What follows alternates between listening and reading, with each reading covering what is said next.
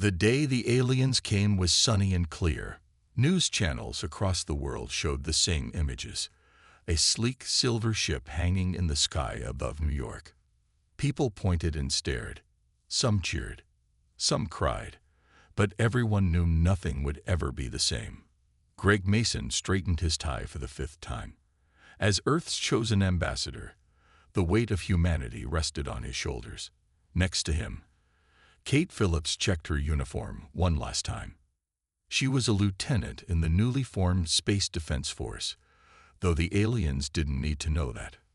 "Ready, sir?" Kate asked. Greg nodded, as ready as anyone can be to meet aliens. The meeting place was the United Nations building. World leaders sat in anxious silence as the alien delegation walked in. They were tall, with blue-tinted skin and 4 arms. They called themselves Viridians. "We represent the Galactic Council," their leader said in perfect English. "I am High Commissioner Zex. We have been watching your planet for some time." Greg stepped forward with a warm smile. "On behalf of Earth, we welcome you. We hope this marks the beginning of friendship between our worlds." Zex made a sound like a snort. "Friendship is a quaint concept. We are here to bring order. Your species is young and dangerous. The Council has decided you need guidance."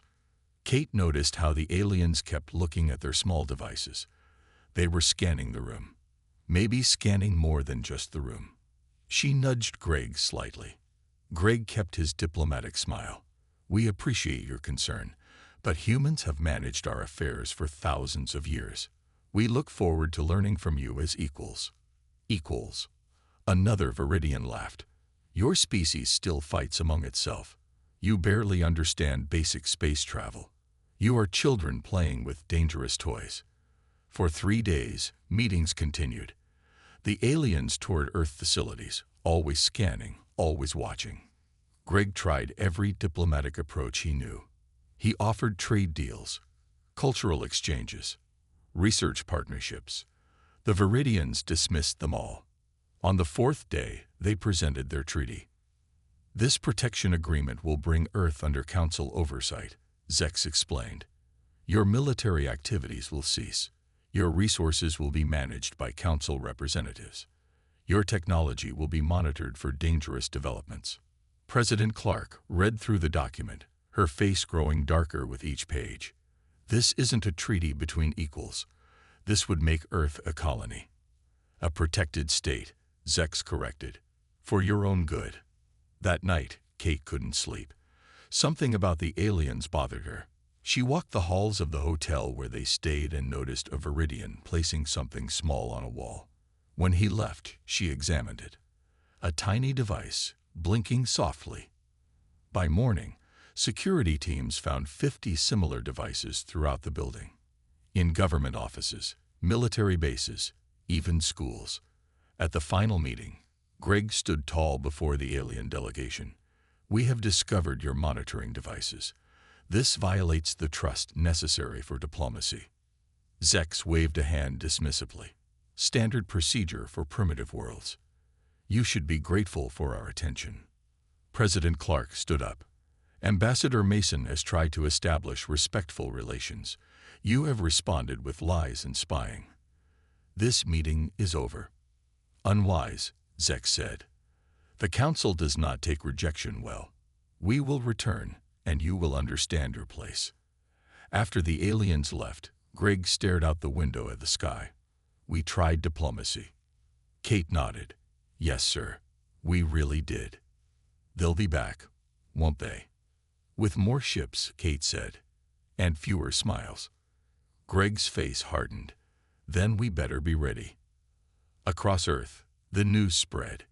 Aliens existed, and they weren't friendly. Nations that had fought for centuries suddenly found common ground. Scientists studied the alien devices, learning their secrets. Military bases hummed with activity. Humanity had tried diplomacy. Next time, they would try something else. 6 months passed quickly. Earth changed in that time. Old enemies became allies. Scientists worked day and night studying the alien devices left behind. Soldiers trained for threats from above. not across borders. Then the ships appeared. Not one this time, but 12. Each different in shape and color, but all massive against the blue sky. Admiral John Harris watched from the command center as the aliens requested landing permission. He had spent 20 years in the Navy before this assignment. None of that had prepared him for space invaders. "They're coming with a show of force," he said to President Diane Russell. 12 ships means 12 species, or one species trying to scare us, she replied. Either way, we meet them with dignity. This time, the meeting place was a special facility built just for this purpose. Neutral ground, heavily monitored by human sensors. Greg Mason was there again, older in the eyes than 6 months should allow. The aliens walked in. Zex the Viridian led them, followed by 11 others. Some had too many limbs, some had scales or fur. All looked down at the humans like adults watching children. "The full Galactic Council delegation has arrived," Zex announced. "We have reviewed your situation and reached a decision about Earth." Greg stepped forward. "We welcome open discussion about peaceful relations between Earth and the Council." A large reptilian alien hissed with laughter. "There is no discussion. There is only the Council's will." Lilene Nguyen, Earth's top scientist, studied the aliens carefully. She noticed how their technology hummed with power. She also noticed something else. A holographic display. One alien check showed Earth surrounded by small dots in orbit. "We have prepared a revised treaty," Zex said, placing a tablet on the table. "Sign it within 48 hours, or face isolation measures." President Russell read it silently, then passed it to her advisors. "This is worse than the first offer. You want control of our resources, our military, even our internet." "For your protection," said a blue-skinned alien with 4 eyes.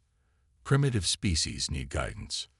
That night, Peter Daniels from Intelligence brought urgent news. He had managed to crack some alien communications. "They've already placed satellites around Earth," he told the emergency meeting. "And they're talking about resource extraction zones in Africa, Asia, and South America." "They never planned fair negotiations," Greg said, his voice tired. "This was always about control." The next day, Greg tried one last time. "Surely we can find middle ground. Earth has much to offer as a partner." Zex looked at Greg with something like pity. "You still don't understand. You are not a partner. You are a resource. The Council has decreed it." President Russell stood up. "Then the Council can go to hell." A shocked silence filled the room. "What did you say?" Zex demanded. "I said no." President Russell's voice was calm and clear. "Earth rejects your treaty. Earth rejects your authority. As of this moment, Earth withdraws from all diplomatic relations with the Galactic Council." The aliens looked at each other in confusion. This wasn't how primitive species responded. They were supposed to be afraid, grateful for Council attention. "You cannot withdraw," the reptilian alien said. "You were never members." "Then consider this a preemptive resignation," Greg added with a small smile. "You will regret this," Zex warned. "The Council controls trade routes, technology, protection. Without us, you are alone in a dangerous galaxy." "We've been alone our whole history," President Russell said. "We'll take our chances." The aliens were escorted back to their ships. They kept looking back, as if waiting for the humans to beg them to return. It never happened. As the ships departed, Admiral Harris ordered global defense systems to full alert. "They'll be back," he said. Greg nodded. "Yes, and this time, not for talk." Across Earth, preparations began. Humanity had 6 months of alien technology study behind them. They would need everything they had learned in the days ahead. The world changed faster than anyone thought possible. Old enemies put aside their fights. Countries that once pointed missiles at each other now shared secrets and resources. All eyes looked to the stars where the real threat waited. Dr. Sam Wilson hadn't slept much in weeks. His lab was filled with alien technology taken from the monitoring devices left behind by the Viridians. He and his team worked around the clock, taking the devices apart and learning their secrets. "Look at this," Sam said, holding up a small silver chip. "Their power systems are based on principles we theorized but never managed to build. Until now." Across the globe, in a hidden base under the ocean, Commander Nickel Pierce watched as workers built Earth's first real space warships. They looked nothing like the science fiction movies. They were ugly, practical machines designed for one purpose: to fight. "How soon?" she asked the head engineer. "First ship will be ready in 3 weeks. We're calling it the UES Defiant." "Good name," Nickel said. "We'll need that spirit." In space, alien ships began to form a loose blockade around Earth. They didn't fire or attack. They simply waited, cutting off Earth from the rest of the galaxy. The aliens expected humans to panic, to give in quickly once they realized how alone they were. They didn't understand humans very well.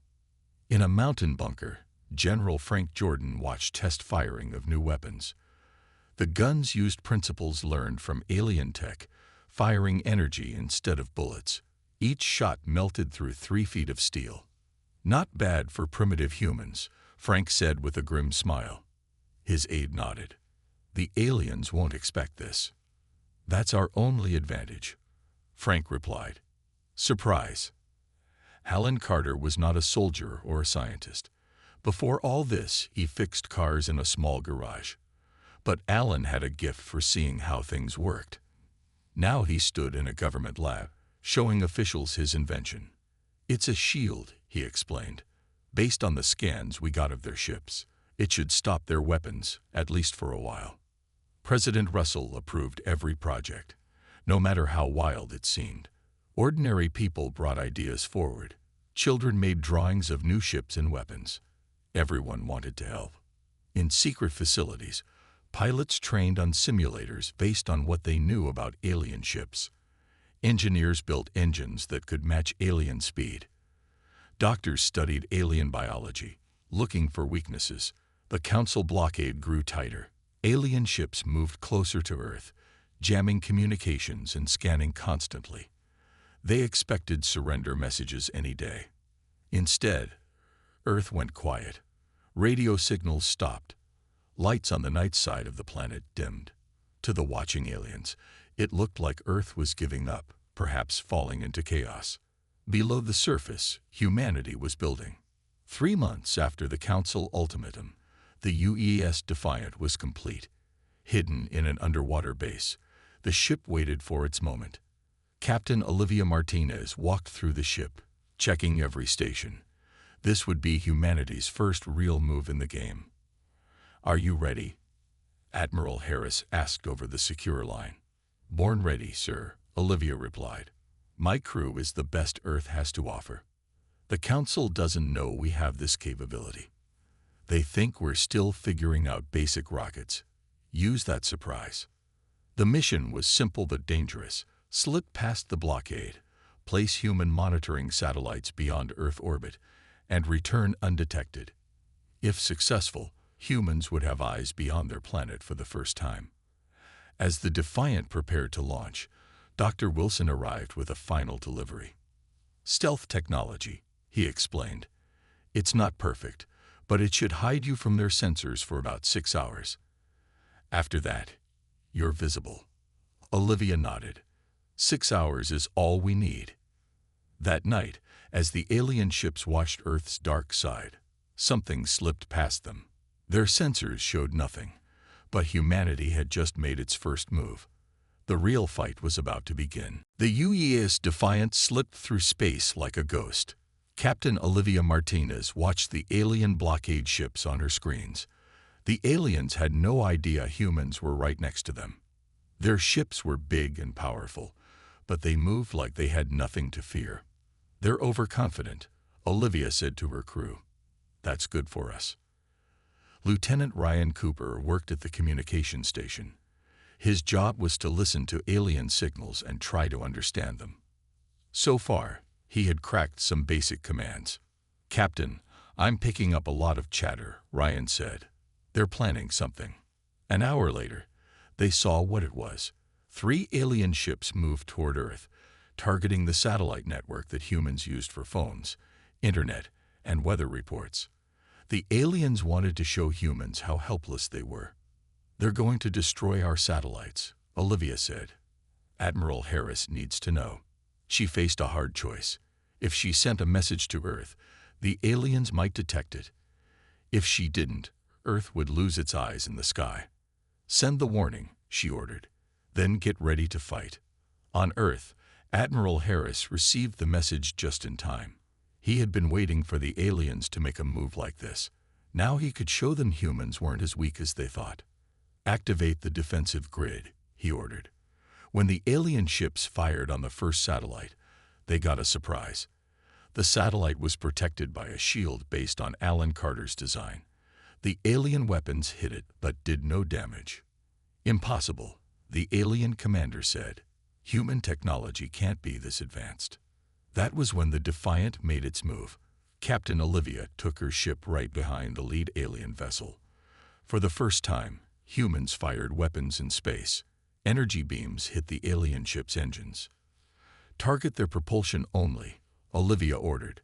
"We want to disable, not destroy." The alien ship spun out of control. The other 2 alien vessels turned to face this new threat, but they couldn't see where the attack was coming from. The Defiant's stealth systems were working perfectly. On the Defiant, Lieutenant Ryan Cooper was recording everything the aliens said. Their coded messages, their emergency signals, all of it saved for study later. "They're calling for help," Ryan reported. "And they sound scared." Olivia nodded. "Good. Let's give them something more to be scared about." The Defiant fired again, disabling a second alien ship. The third one turned and ran. For the first time in history, humans had won a battle in space. Meanwhile, the Galactic Council was meeting in emergency session. Reports came in about the failed attack on Earth's satellites. The alien leaders couldn't believe what they were hearing. "Humans don't have this technology," Zex the Viridian insisted. "They're primitives. We were there just months ago." "Well, these primitives just disabled 2 of our ships," said another council member. "Perhaps we underestimated them." The council argued for hours. Some wanted to send a full battle fleet to crush Earth immediately. Others urged caution. "We need more information," said a wise old alien with gray skin. "Humans have surprised us once. They might do it again." Back on Earth, Admiral Harris received news of the victory. It was small, but important. For the first time, humans had fought back against the stars and won. "What's next, sir?" his aide asked. "We've shown we can defend ourselves," Harris said. "Now we show them we can attack." He called a meeting with all Earth's military leaders. The plan was bold, maybe crazy. They would attack the main council blockade fleet directly. Not to destroy it, but to send a message. "They think we're primitives who will cower and hide," he told them. "Let's show them how primitives really fight." As the Defiant returned home a hero, Earth prepared for its biggest move yet. The real war was just beginning. News of the human victory spread fast across the galaxy. Species that had feared the Council for centuries suddenly whispered about the humans who dared to fight back. The Council chamber became a place of shouting and fear. "We must crush these humans now," said the Arcturian leader, pounding his massive fist on the table. Arcturians were the strongest species in the Council, with thick gray skin and eyes that glowed red when angry. "Send our full fleet." "Caution," urged a smaller alien with feathers instead of hair. "Humans adapted our technology in months. What else can they do?" In a secret room on Earth, Ambassador Linda Evans prepared for a dangerous mission. Earth had received messages from 3 alien species who wanted to talk in private, away from the Council. "This is our chance to find allies," she told the president. "Some council members seem to hate the big bullies as much as we do." "It's a risk," President Russell said. "Be careful. Trust no one completely." Linda nodded. In the dark of night, a small stealth ship carried her beyond the blockade to a meeting on a distant moon. Meanwhile, Dr. Sam Wilson made an amazing discovery. Studying alien communications, his team had figured out how to send messages faster than light. Humans now had FTL communication. "This changes everything," he said to Admiral Harris. "We can coordinate attacks across space. We can talk to distant stars. And listen to what the Council is saying," Harris added with a smile. Using their new ears in space, humans learned something shocking. The Council had many slave species, aliens forced to work for the stronger races. One nearby outpost held thousands of slaves from a planet called Neri. Captain Jason Grant received special orders from the President herself. His mission: free the slaves. The UES Liberty, Earth's newest stealth ship, approached the slave outpost. The Council guards never saw them coming. With quick, precise strikes, Jason's team disabled the guards and broke open the slave pens. "We're humans," Jason told the frightened Nerians. "We're here to free you." The Nerians had 4 arms and green skin with blue spots. Their big eyes filled with tears as they realized they were being rescued. "Why?" asked one Nerian. "Why would you help us?" "Because it's right," Jason said simply. "And because any enemy of the Council is a friend of Earth." Back at the Council chamber, the news hit like a bomb. Humans had freed Council slaves. Even worse, they had taken videos of the terrible conditions and broadcast them to every species in the galaxy. "This is war," the Arcturian leader roared. "Humans must be destroyed." But 5 Council members stood up and left the chamber. They had seen enough. Humans weren't the savages. The Council leaders were. On Earth, Linda Evans returned with exciting news. 5 species want to join us against the Council. They call it the Free Systems Coalition. For the first time, Earth had allies among the stars. Chief Engineer Maria Rodriguez worked day and night with scientists from 2 friendly alien species. Together, they created shields that could change and adapt to different weapons. "The Council won't know how to beat these," she said proudly. But the Council wasn't giving up. Angry and embarrassed, they gathered their biggest fleet, 500 ships, and sent them toward Earth.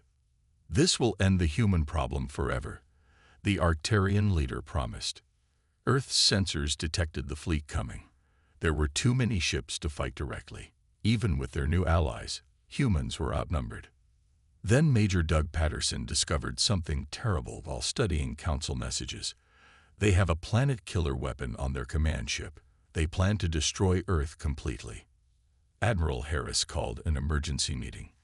"We need a solution, something they won't expect." Dr. Wilson spoke up. "I have an idea. It's crazy, but it might work." As the Council fleet approached, humanity prepared its most desperate gamble yet. Everything depended on one untested weapon, and a lot of human courage. The Free Systems Coalition gathered whatever ships they could spare. 5 alien species who had broken away from the Council now stood with Earth. Their fleet was small but determined. 50 ships against 500. Not the best odds, Admiral Harris said as he looked at the tactical display. "Humans have won with worse," President Russell reminded him. Earth's plan was ready. Dr. Wilson's crazy idea had become Project Blackout, a system-wide energy dampening field that might disable the Council fleet. The science was based on alien tech, pushed further than even aliens had tried. "Will it work?" Admiral Harris asked. "Maybe," Dr. Wilson answered honestly. "The math says yes, but we've never tested it at this scale." The coalition forces positioned themselves carefully. They didn't need to win the battle, just hold the Council forces in the right place long enough. Commander Stephen Wright led a small squadron of Earth's fastest ships on hit-and-run attacks against Council supply lines. His job was to distract and delay while the main defense prepared. "Make them angry," were his orders. "Make them chase you." Stephen and his pilots played a dangerous game, striking Council support vessels, then running before the bigger warships could respond. Council commanders grew increasingly frustrated and broke formation to pursue. "They're taking the bait," Stephen reported as his ships dodged enemy fire. Meanwhile, the Council fleet approached Earth, led by the massive Arcturian dreadnought carrying the planet-killer weapon. The Arcturian leader watched Earth grow larger on his view screen. "Finally, we will end this human annoyance," he told his officers. "Their defiance ends today." What he didn't know was that a small team led by Chief Engineer Maria Rodriguez had infiltrated an automated Council communication relay. As the fleet passed, Maria activated a special program that mixed false information into the Council's tactical data. "They won't know what's real and what's not," she said with satisfaction. The Coalition fleet engaged the Council forces near Mars. Captain Olivia Martinez now commanded Earth's flagship, leading the defense. "All ships, coordinate fire on their forward vessels," she ordered. "Make them commit their forces." The battle was fierce. Council ships had better weapons, but Coalition ships had Maria's adaptive shields. When Council forces figured out how to pierce one shield configuration, the shields would change to a new pattern. "Impossible," the Arcturian commander shouted as his shots failed to destroy Coalition vessels. "How are they doing this?" Council forces pressed forward, determined to overwhelm the defenders with sheer numbers. This was exactly what Earth wanted. As the Council committed more ships to the battle, they moved into perfect position for Project Blackout. In a hidden base on Earth's moon, Dr. Wilson watched the battle unfold. When the main Council fleet reached the designated coordinates, he looked to Admiral Harris. "Now?" he asked. Harris nodded. "Now." Dr. Wilson activated Project Blackout. Nothing seemed to happen at first. Then, one by one, Council ships began to lose power. Engines died. Weapons went silent. Life support systems switched to emergency backup. Half the Council fleet drifted helplessly in space. The other half, just outside the field's range, stared in disbelief. "What have they done?" the Arcturian leader demanded. "How have primitives achieved this?" On the flagship's bridge, Captain Olivia could hardly believe it worked. "All ships target their command vessel. Disable the planet killer." Coalition forces struck hard against the remaining active Council ships, which were now outnumbered. The Arcturian dreadnought took heavy damage before it could use its devastating weapon. "Retreat," the Arcturian leader finally ordered. Back to Council space. As the Council forces fled, leaving their powerless ships behind, cheers erupted across Coalition vessels and on Earth. The impossible had happened. Humans and their allies had defeated the mighty Council fleet. Admiral Harris didn't join the celebration yet. "This isn't over," he told President Russell. "The Council will be back, and they'll be even angrier." "Yes," she agreed. "But now the whole galaxy knows they can be beaten, and more allies will join us." The battle was won, but the war had only begun. News of the Council's defeat spread across the galaxy faster than any ship could travel. Species that had lived in fear for centuries suddenly saw hope. The mighty Council could be beaten, and humans had shown the way. On the Council homeworld, the chambers that once held calm meetings now echoed with angry shouts. The Arcturians and Viridians blamed each other for the failure. "Your intelligence was wrong," shouted the Arcturian leader at Zex. "You said humans were primitive, and your battle plan was foolish," Zex shot back, sending the entire fleet into an obvious trap. While they argued, 7 more species officially left the Council to join the Free Systems Coalition. The balance of power was shifting. General Carol Hernandez coordinated Earth's next moves from a station orbiting Jupiter. With their allies, humans now had access to better ships and weapons. But they had something even more valuable: the freedom to think in new ways. "The Council has ruled the same way for 1,000 years, Carol told her officers. "They don't adapt. We do that every day." Her plan was bold. Instead of defending, the Coalition would attack Council military bases that supported their slave operations, not to destroy, but to liberate. "We're not conquerors," President Russell had insisted. "We're liberators. That's how we win." The first targets were supply depots, weapon factories, and training centers. Coalition forces struck fast, disabled defenses, and left before major Council forces could respond. Each successful mission made the Council look weaker. Dr. Eric Boyd made a shocking discovery while studying captured Council records. The Arcturians and Viridians had been lying to everyone for centuries. "Look at this," he showed Admiral Harris. "They've been keeping technology from other species, making them dependent, and these star charts show they've hidden resource-rich systems for themselves." "Can you prove it?" Harris asked. "Every bit of it," Eric confirmed. This was the kind of weapon that could break the Council apart. Lieutenant Heather Mills volunteered for the most dangerous mission yet, infiltrating the Council headquarters itself. Using disguise technology from one of their alien allies, Heather could appear as a Viridian official. "Your job is to access their central broadcast system," Admiral Harris told her.